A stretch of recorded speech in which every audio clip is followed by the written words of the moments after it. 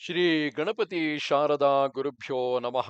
ಉತ್ತರಂ ಯತ್ ಸಮುದ್ರಸ್ಯ ಹಿಮಾದ್ರೇಶ್ಚೈವ ದಕ್ಷಿಣಂ ವರ್ಷಂ ತದ್ಭಾರತಂ ನಾಮ ಭಾರತಿ ಯತ್ರ ಸಂತತಿ. ಶ್ರೋತೃಗಳಿಗೆ ಶ್ರೀ ಸ್ಕಾಂದ ಮಹಾಪುರಾಣದ ಎರಡನೆಯ ವೈಷ್ಣವ ಖಂಡದ ಕಾರ್ತೀಕ ಮಾಸ ಮಹಾತ್ಮ್ಯದಲ್ಲಿ ಧಾತ್ರಿ ತುಳಸ್ಯೋತ್ಪತ್ತಿ ವರ್ಣನವೆಂಬ 23ನೆಯ ಅಧ್ಯಾಯಕ್ಕೆ ಸ್ವಾಗತ. ನಾರದನು ಇಂತೆಂದನು: ನೃಪಶ್ರೇಷ್ಠನೇ, ಅಲ್ಲಿಟ್ಟ ಆ ಬೀಜಗಳಿಂದ ಧಾತ್ರಿ, ಮಾಲತಿ, ತುಳಸಿ ಎಂಬ 3 ವನಸ್ಪತಿಗಳು ಹುಟ್ಟಿದವು. ಧಾತ್ರಿಯು ಸರಸ್ವತಿಯಿಂದ ಉದಿಸಿದ್ದೆಂದು ಹೇಳಲ್ಪಡುತ್ತದೆ. ಮಾಲತಿಯು ಲಕ್ಷ್ಮಿಯಿಂದ ಉದಿಸಿದ್ದೆನ್ನುತ್ತಾರೆ. ತುಳಸಿಯನ್ನು ಗೌರಿಯು ಮಾಡಿದಳೆಂದು ಭಾವಿಸಲ್ಪಟ್ಟಿದೆ. ಇವು ತಮಸ್, ಸತ್ವ ಮತ್ತು ರಜೋಗುಣಗಳಿಂದಾದವು. ಎಲೆ ನೃಪನೇ, ಸ್ತ್ರೀ ರೂಪಧಾರಿಗಳಾದ ಆ ವನಸ್ಪತಿಗಳನ್ನು ಕಂಡು ವೃಂದೆಯ ರೂಪಾತಿಶಯದಿಂದ ಭ್ರಾಂತನಾದ ವಿಷ್ಣುವು ಸಂಭ್ರಮದಿಂದ ಎದ್ದು ನಿಂತನು.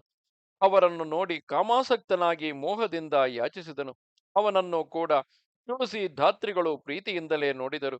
ಹಿಂದೆ ಲಕ್ಷ್ಮಿಯು ಈರ್ಷ್ಯೆಯಿಂದಲೇ ಬೀಜವನ್ನು ಕೊಟ್ಟಿದ್ದರಿಂದ ಅದರಿಂದ ಉದ್ಭವಿಸಿದ ನಾರಿಯು ಅವನಲ್ಲಿ ಈರ್ಷ್ಯೆಯುಳ್ಳವಳೇ ಆದಳು. ಆದುದರಿಂದ ಅವಳು ಬರ್ಬರಿ ಎಂಬ ನಿಂದ್ಯವಾದ ಹೆಸರನ್ನು ಪಡೆದಳು. ಧಾತ್ರಿಯು ತುಳಸಿಯು ಅವನಲ್ಲಿ ಪ್ರೀತಿ ಇಟ್ಟಿದ್ದರಿಂದ ಸದಾ ಅವನಿಗೆ ಪ್ರೀತಿ ಪ್ರದೆಯರಾದ. ಬಳಿಕ ವಿಷ್ಣುವು ದುಃಖವನ್ನು ಮರೆತು ಅವರಿಬ್ಬರೊಡಗೂಡಿ ಹರ್ಷಗೊಂಡು ಸರ್ವ ದೇವತೆಗಳಿಂದಲೂ ನಮಸ್ಕೃತನಾಗಿ ವೈಕುಂಠಕ್ಕೆ ಹೋದನು. ವಿಷ್ಣುವಿಗೆ ಪ್ರೀತಿಯುಂಟು ಮಾಡುವುದು ತುಳಸಿಯಾದ್ದರಿಂದ ಕಾರ್ತೀಕ ವ್ರತದ ಉದ್ಯಾಪನೆಯಲ್ಲಿ ವಿಷ್ಣುವಿಗೆ ತುಳಸಿಯ ಭೂಪ್ರದೇಶದಲ್ಲಿ ಪೂಜೆ ಮಾಡಬೇಕೆಂದು ವಿಧಿಸಲಾಗಿದೆ. ರಾಜ, ಯಾವನ ಮನೆಯಲ್ಲಿ ತುಳಸಿ ವನವಿರುವುದೋ ಅವನ ಮನೆಯು ತೀರ್ಥ ಸ್ವರೂಪವಾದುದು. ಅಲ್ಲಿಗೆ ಯಮದೂತರು ಬರುವುದಿಲ್ಲ. ಸರ್ವ ಪಾಪ ಪರಿಹಾರಕವೂ ಇಷ್ಟಾರ್ಥದಾಯಕವೂ ಆದ ತುಳಸಿ ವನವನ್ನು ನಿತ್ಯವೂ ಯಾವ ನರರು ನೆಡುತ್ತಾರೋ ಅವರೇ ಶ್ರೇಷ್ಠರು. ಅವರು ಯಮನನ್ನು ಕಾಣುವುದೇ ಇಲ್ಲ. ನರ್ಮದೆಯ ದರ್ಶನ, ಗಂಗಾ ಸ್ನಾನ, ತುಳಸಿ ವನ ಸಂಘ ಇವು 3 ಸಮವೆಂದು ಭಾವಿಸಲ್ಪಟ್ಟಿದೆ. ನೆಡುವುದರಿಂದ, ಕಾಪಾಡುವುದರಿಂದ, ನೀರೆರೆಯುವುದರಿಂದ, ದರ್ಶನದಿಂದ ಮತ್ತು ಸ್ಪರ್ಶನದಿಂದ ತುಳಸಿಯು ನರರ ಮಾತು, ಮನಸ್ಸು ಮತ್ತು ಶರೀರಗಳಿಂದ ಉಂಟಾಗುವ ಪಾಪಗಳನ್ನೆಲ್ಲ ದಹಿಸಿ ಬಿಡುತ್ತದೆ. ತುಳಸಿಯ ದಳಗಳಿಂದ ಯಾವನು ಹರಿಹರರಿಗೆ ಅರ್ಚನೆ ಮಾಡುತ್ತಾನೋ ಅವನು ಗರ್ಭವೆಂಬ ಗ್ರಹಕ್ಕೆ ಮತ್ತೆ ಪ್ರವೇಶಿಸುವುದಿಲ್ಲ, ಮುಕ್ತಿ ಭಾಗಿಯಾಗುತ್ತಾನೆ, ಸಂಶಯವಿಲ್ಲ.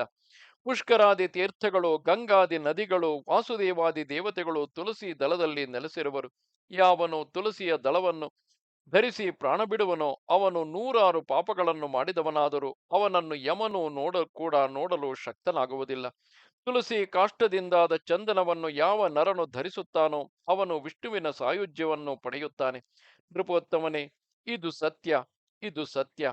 ತುಳಸಿ ಚಂದನವನ್ನು ಧರಿಸಿದ ಆ ದೇಹಕ್ಕೆ ಎಂತಹ ಪಾಪವನ್ನೇ ಮಾಡುತ್ತಿದ್ದರೂ ಆ ಪಾಪದ ಸ್ಪರ್ಶವಾಗುವುದಿಲ್ಲ.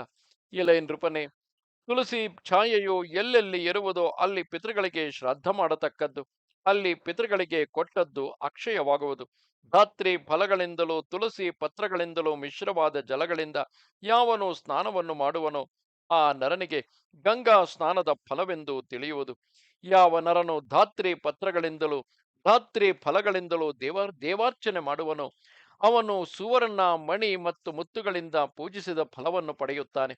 ತೀರ್ಥಗಳು, ಮುನಿಗಳು, ದೇವತೆಗಳು, ಯಜ್ಞಗಳು ಇವೆಲ್ಲವೂ ಕಾರ್ತೀಕದಲ್ಲಿ ಸೂರ್ಯನು ತುಲಾರಾಶಿಯಲ್ಲಿರುವಾಗ ನಿತ್ಯವೂ ಧಾತ್ರಿಯನ್ನು ಆಶ್ರಯಿಸಿ ನೆಲೆಸಿರುತ್ತವೆ. ಕಾರ್ತೀಕ ಮಾಸದಲ್ಲಿ ದ್ವಾದಶಿಯ ದಿನ ತುಳಸಿ ಪತ್ರವನ್ನು, ಧಾತ್ರಿ ಪತ್ರವನ್ನು ಯಾವ ನರನು ಕೊಯ್ಯುತ್ತಾನೋ ಅವನು ಅತಿಗರ್ಹಿತಗಳಾದ ನರಕಗಳಿಗೆ ಹೋಗುತ್ತಾನೆ. ಶಾರಂಗಪಾಣಿಯಾದ ದೇವನ ಮಹಿಮೆಯಂತೆ ಧಾತ್ರಿ ತುಳಸಿಗಳ ಮಹಾತ್ಮ್ಯವನ್ನು ಕೂಡ ವರ್ಣಿಸಲು ಚತುರ್ಮುಖನಾದ ಬ್ರಹ್ಮದೇವನು ಸಮರ್ಥನಲ್ಲ. ಧಾತ್ರಿ ತುಳಸಿಗಳ ಉದ್ಭವದ ಕಾರಣವನ್ನು ಯಾವನು ಭಕ್ತಿಯಿಂದ ಕೇಳುತ್ತಾನೋ, ಕೇಳಿಸುತ್ತಾನೋ ಅವನ ಪಾಪಗಳೆಲ್ಲ ಪರಿಹಾರವಾಗಿ ಶ್ರೇಷ್ಠ ವಿಮಾನಗಳನ್ನೇರಿದ ತನ್ನ ಪೂರ್ವಜರಿಂದೊಡಗೂಡಿ ಸ್ವರ್ಗಕ್ಕೆ ಹೋಗಿ ಸೇರುತ್ತಾನೆ. ಇಲ್ಲಿಗೆ 81,000 ಶ್ಲೋಕಗಳ ಸಂಹಿತೆಯೆಂದು ಪ್ರಸಿದ್ಧವಾದ ಶ್ರೀ ಸ್ಕಾಂದ ಮಹಾಪುರಾಣದ ಎರಡನೆಯ ವೈಷ್ಣವ ಖಂಡದ ಕಾರ್ತೀಕ ಮಾಸ ಮಹಾತ್ಮ್ಯದಲ್ಲಿ ಧಾತ್ರಿ ತುಳಸ್ಯೋತ್ಪತ್ತಿ ವರ್ಣನವೆಂಬ 23ನೆಯ ಅಧ್ಯಾಯವು ಮುಗಿದುದು. ನಮಸ್ತೆ ಶಾರದೆ ದೇವಿ, ಕಾಶ್ಮೀರ ಪುರವಾಸಿನಿ, ತ್ವಾಮಹಂ ಪ್ರಾರ್ಥಯೇ ನಿತ್ಯಂ, ವಿದ್ಯಾದಾನಂಚ ದೇಹಿಮೆ. ನಮಸ್ಕಾರ.